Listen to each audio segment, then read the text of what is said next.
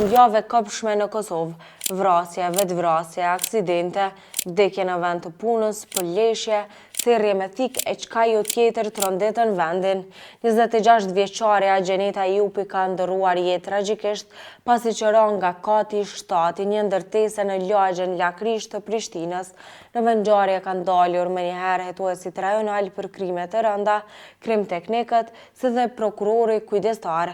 Pas ekzaminimeve fillestare, prokurori ka urdhëruar arrestimin e një të dyshuari dhe nisjen e procedurës penale. Sipas njoftimit 24 orësh të policisë, është arrestuar 30 vjeçari Valmir Sheqiri, i cili ishte në lidhje me viktimën, në cilësinë e të dyshuarit nën veprën shtytje në vetvrasje dhe ndihmë në vetvrasje. Sheqiri dyshohet se ka shtyrë të dashurën e tij të kryej vetvrasje në rrethana tragjike në banesën ku jetonte me qira pas një periudhe të gjatë presioni psikologjik të ushtruar nga ai. Një aksident i rënd ndodhi të dielën në Jagot të Klinës, ku ka humbur jetë 66 vjeçari Nik Palushi pasi që vetura që drejtonte u godit nga treni, ndërsa 3 persona të tjerë janë lënduar dhe janë dërguar për tretman mjekësor në emergjencën në spitalit rajonal në Pejë.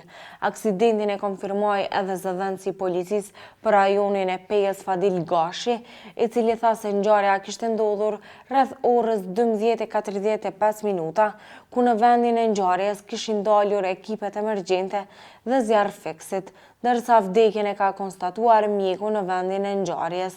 Një aksident tjetër me fatalitet ndodhi të dielën në Austri, ku humbi jetën njeriu Albion Bardhi, i cili ishte nga Magura e Lipjanit. I ndjeri u aksidentua teksa ishte me motociklet, ndërsa lajmin për vdekjen e tij e ka bërë të ditur familjarët e tij përmes rrjeteve sociale. Një 22 vjeçar ka vdekur në Malishev në vendin e tij të punës. Isuf Gjyliqi ishte duke punuar në ndërtim, ku me 7 prill ai kishte marrë lëndime të rënda trupore dhe ishte dërguar në qendrën klinike universitare të Kosovës, e që pas 6 ditësh, stafi mjekësor njoftoi për vdekjen e tij. Rasti është iniciuar si asgjësim, dëmtim ose heqje pajisjeve mbrojtëse dhe rrezikim i sigurisë në vendin e punës. Një person është sulmuar në Prishtinë nga 2 vëllëzër me thikë dhe me qekan, të cilët janë në arrati. Në raportin e policisë thuhet se ankuesi ka marrur tretman mjekësor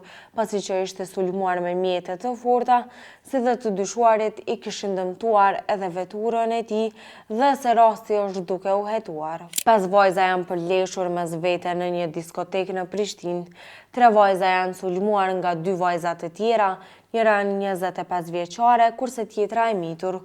Por këtu nuk mbaron kjo. Të dyshuarat, duke tentuar të ikin arrestimit, me veturën e tyre kanë goditur një zyrtare policore.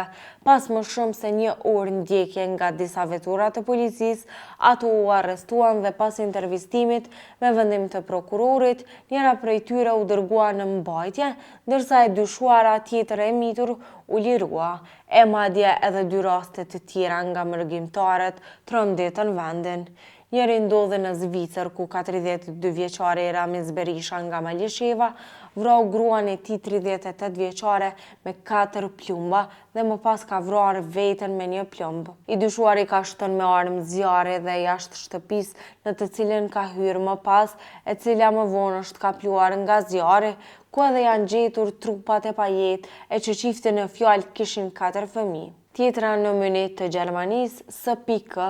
ka therrur 5 herë me thikë gruan e tij para syve të djalit të tyre 7 vjeçar. Madje shihet edhe një fotografi e të dyshuarit, të cilit i shihen gjak në atlete, teksa telefonon dikë pranë gruas së tij të therrur e të shtrirë për tokë.